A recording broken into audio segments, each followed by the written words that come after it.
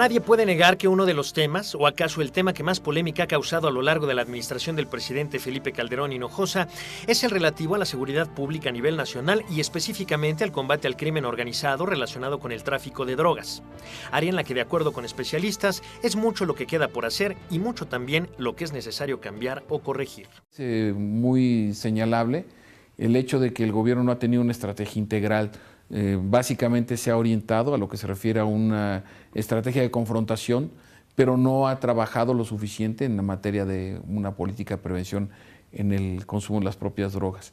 Entonces México en ese sentido ha logrado avances importantes a nivel doméstico, pero su presencia en los foros internacionales en materia de combate a la criminalidad organizada ha sido pues francamente débil.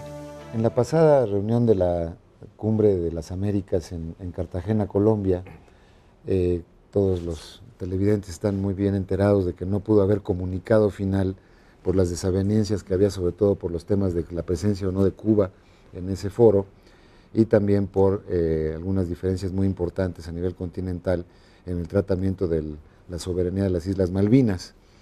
Pero donde sí hubo un acuerdo y unánime, curiosamente, y digo curiosamente porque a los mexicanos nos interesa muchísimo esto, fue en el capítulo de la lucha contra el crimen organizado, no nada más el tema de las drogas, porque a veces se nos escapa del mapa que hay un tráfico importante de automóviles de lujo de América hacia el este de Europa, sobre todo partes de Asia.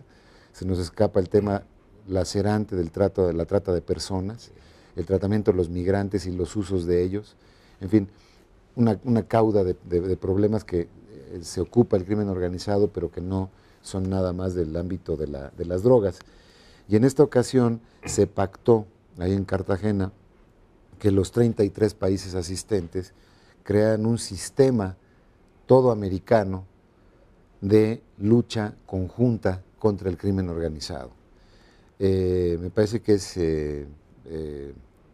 digamos, no tiene antecedentes este tipo de trabajo. Hay algunos esfuerzos en la OEA en materia de seguimiento de algunos temas, de entendimiento de otros, de medidas de ciertos fenómenos, pero esto que se estructuren, digamos, las policías, los servicios de inteligencia, las procuradurías de los 33 países del continente, y menciono 33 porque Ecuador no existió, puede ser 34 perfectamente, esto puede cambiar realmente la dinámica delincuencial en nuestro continente de una forma muy, muy importante. ¿Cuáles deberían ser, Gustavo, digamos, las prioridades, en qué se deberían de enfocar ahora los arquitectos que van a darle los toques finales, digamos, a este sistema? Me parece que eso fue de lo más relevante que salió de la reunión de los presidentes el mes pasado en Cartagena. Este sistema es la única oportunidad que se nos ha planteado, y por cierto, mi reconocimiento a la diplomacia mexicana que pensó en él y lo empujó y lo promovió hasta su aprobación. Ahora viene lo difícil, que es darle cuerpo. Este sistema tiene que tender a labores operativas. Tiene que ir tras los narcotraficantes con un soporte de inteligencia criminal transnacional que aporten los demás, todos los países del área. Tiene que ir con sistemas de telecomunicaciones y vigilancia electrónica de lo más sofisticado. Y, desde luego, lo que no debe ser es que se convierta en un instrumento político. De ahí el debate precisamente de que la OEA sí, no sea la voz cantante, en todo caso que sea coadyuvante a este sistema, porque se puede politizar muy fácil. Se puede politizar muy fácil, y si se politiza, luego los países pues se desestimulan para cooperar. Tampoco debe de generarle temores a las soberanías de cada uno de los países respecto a que se les va a violar la soberanía. Es muy frecuente, México ha utilizado mucho esos argumentos en el pasado, cuando se hablaba de operaciones conjuntas y decían, en México nada más investigan los delitos los mexicanos, no no extranjeros. Sí, haciendo abstracción de que son fenómenos transnacionales. Así es. El crimen en América es esencialmente transnacional, y del crimen organizado estoy hablando. El crimen es transnacional, se beneficia de tratados de libre comercio, se beneficia de apertura de fronteras, y ¿por qué nosotros no? ¿Por qué la acción de la justicia no se beneficia de lo mismo?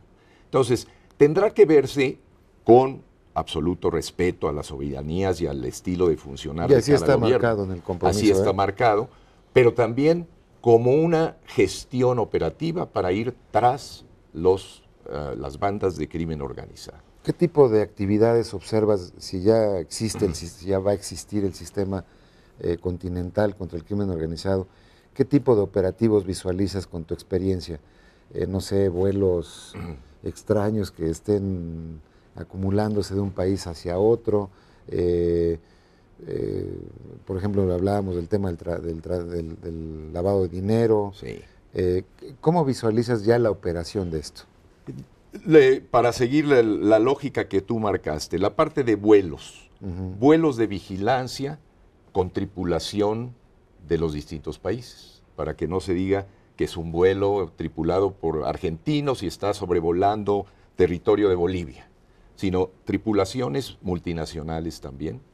Integración. ¿Para integrar información o para bajar aviones, digamos, sospechosos? Para las dos cosas. Para las dos cosas. Para la parte de inteligencia y para la parte de persecución, ¿no?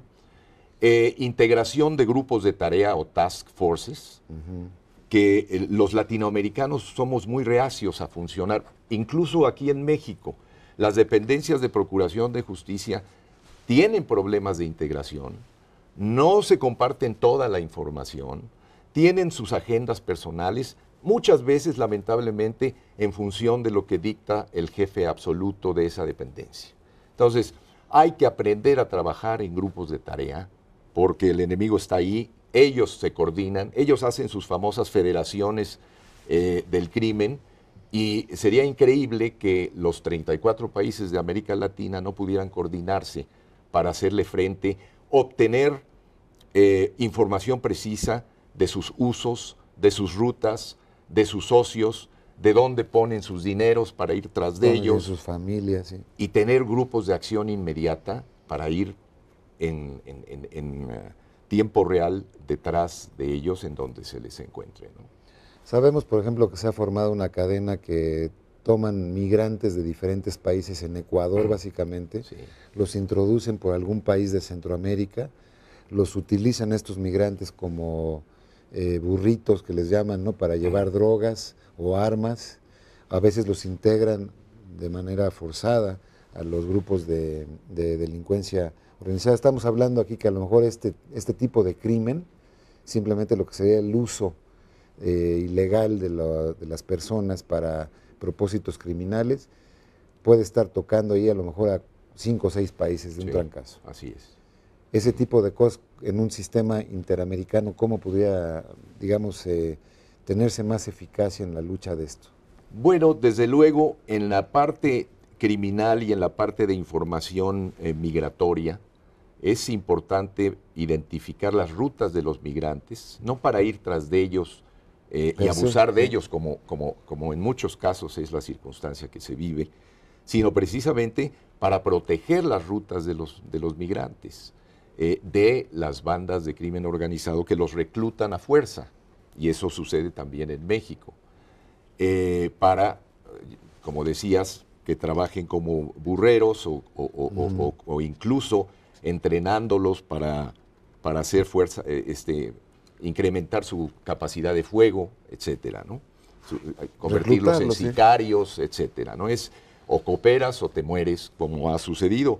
Aquel grupo grande de cerca de 80 indocumentados que apareció en Tamaulipas, fue esto. Entonces, definitivamente en la protección al migrante es fundamental la cooperación de la región. Y la protección al migrante no implicaría el mejor de los mundos posibles, es darles trabajo para que no emigren, pero la protección al migrante ante el peligro de que sean víctimas de estos grupos. Ahora, con la creación de un sistema continental contra el crimen organizado, La verdad es que uno de los aspectos que yo observo que van a ocurrir, a querer o no, es que de alguna suerte, y válgase la expresión, cada país se va a tener que desnudar en una serie de problemas propios que tiene. Se habla mucho, por ejemplo, de aquí en México continuamente estamos con esa incógnita, que no hay cárteles de la droga en Estados Unidos siendo el principal consumidor del mundo. ¿Qué pasa con toda esta venta de armas cuando llegan a comprar cajas enteras de cuernos de chivo, cosas de estas que no son de uso privado? O sea, a legua se observa que van a tener otro tipo de uso. ¿Qué está pasando con esta infiltración de bandas mexicanas en Guatemala, por ejemplo, cada vez más recurrentes? Entonces, este tipo de temas creo que va a obligar a que todo mundo ya dentro del sistema pues esté como en una especie de caja de cristal en donde, oye, pues yo no puedo avanzar mucho porque tú no haces algo en relación al tema de las armas, o yo no puedo avanzar mucho porque no haces nada con relación al tema del consumo o de los precursores químicos. Y de esto me gustaría, vamos a hacer un pequeño corte, preguntarte en el siguiente segmento. Correcto. Regresamos con el señor González Báez. Otra muy valiosa herramienta de cooperación internacional de la que nuestro país puede valerse en su lucha contra el crimen organizado es la Organización Internacional de Policía Criminal. Creada en el año de 1923 y con sus 190 países miembros, la Interpol es la segunda organización internacional más grande del mundo, solamente precedida por la propia Organización de las Naciones Unidas.